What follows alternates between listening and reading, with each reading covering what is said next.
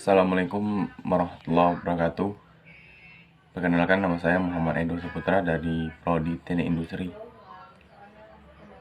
Baiklah, saya di sini menjelaskan sedikit biografi pengusaha sukses di Indonesia.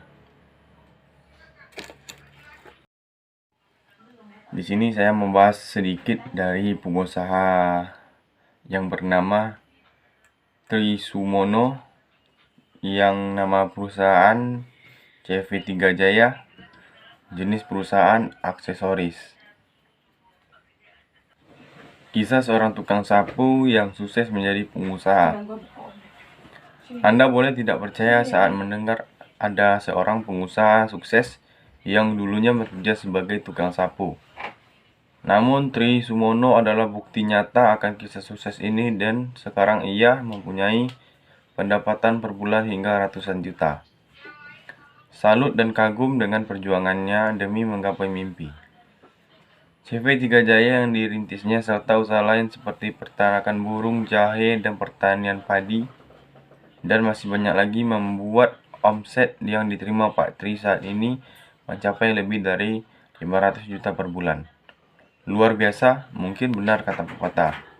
Roda itu berputar, kadang di atas, kadang juga di bawah. Berikut kita simak kisah suksesnya. Roda itu berputar, kadang di atas, kadang di bawah juga. Pengusaha sukses yang satu ini dulunya adalah seorang tukang sapu. Tri Sumono nama aslinya.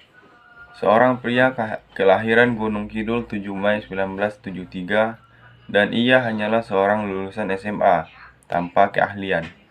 Pada tahun 1993, ia nekat merantau ke kota Jakarta meskipun hanya berbekal tas berisi kaos dan ijazah SMA yang baru diperolehnya. Sampai di Jakarta, Tri Sumono mulai mencari pekerjaan apa saja. Tanpa memilih-milih, hal ini ia lakukan untuk bertahan hidup. Pekerjaan pertama yang ia dapat adalah menjadi buruh bangunan di Ciledug, Jakarta Selatan. Selang beberapa bulan, ia akhirnya dapat tawaran untuk jadi tukang sapu di sebuah kantor di Palmerah, Jakarta Barat. Tawaran untuk tukang sapu langsung diambilnya tanpa pikir panjang, dengan anggapan bahwa menjadi tukang sapu akan lebih mudah dibanding jadi kuli bangunan. Dari tukang sapu kemudian diangkat menjadi office boy. Hal ini ia dapat lantaran kinerjanya yang sangat baik. Dari office boy ia kembali mendapat tawaran menjadi tenaga pemasar hingga karirnya menanjak sampai menjadi penanggung jawab gudang. Selama di kantor, Tri Sumono juga coba-coba mencari penghasilan tambahan. Pada saat libur kantor atau setiap hari Sabtu dan Minggu, ia berjualan pernak-pernik aksesoris seperti jepit rambut, kalung, dan lain-lain di Stadion Gelora Bung Karno. Usahanya ini ia lakoni selama 4 tahun dengan modal Rp100.000.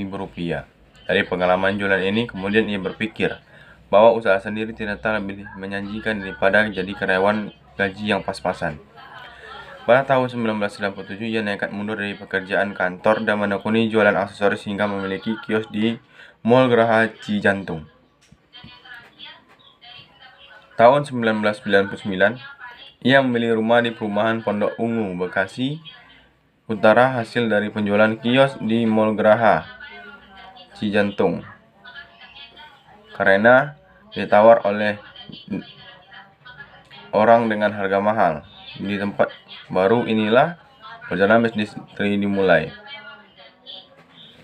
Saat itu ia langsung membuka toko sembako. Menurutnya bisnis ini lumayan menjanjikan karena kedepannya perumahan Pondok Ungu, tempatnya bermukim itu, bakal berkembang dan menjadi ramai.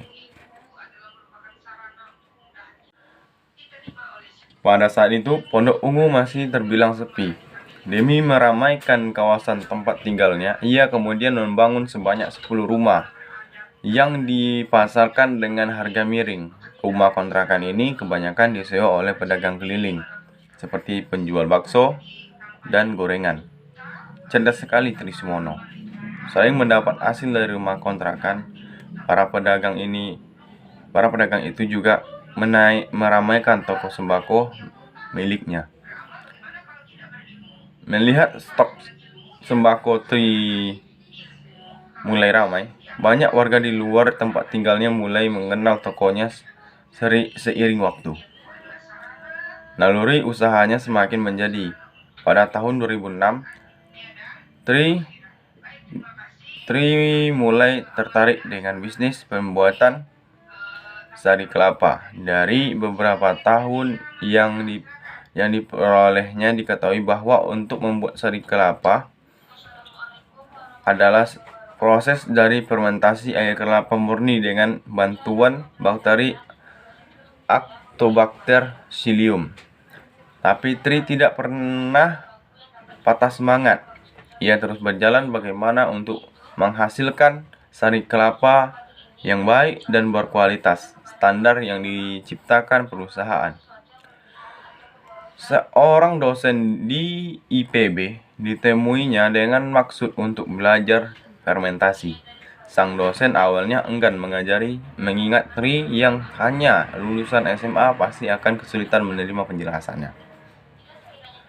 Keseriusan Tri untuk belajar dan kecerdikannya merayu Pak dosen pun akhirnya mau mengajarinya. Selama 2 bulan, setelah banyak mengantongi ilmu, Tri pun mulai kembali memproduksi sari kelapanya.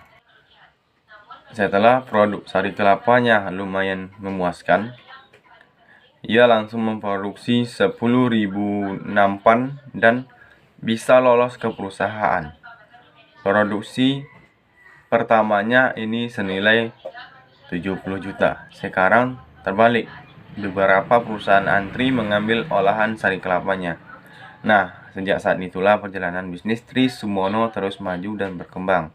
Melalui perusahaan CV3 Jaya, Tri Sumono mengolah banyak cabang usaha, antara lain produksi kopi jahe saset merek Hotori, toko sembako, peternakan burung, serta pertanian padi dan jahe.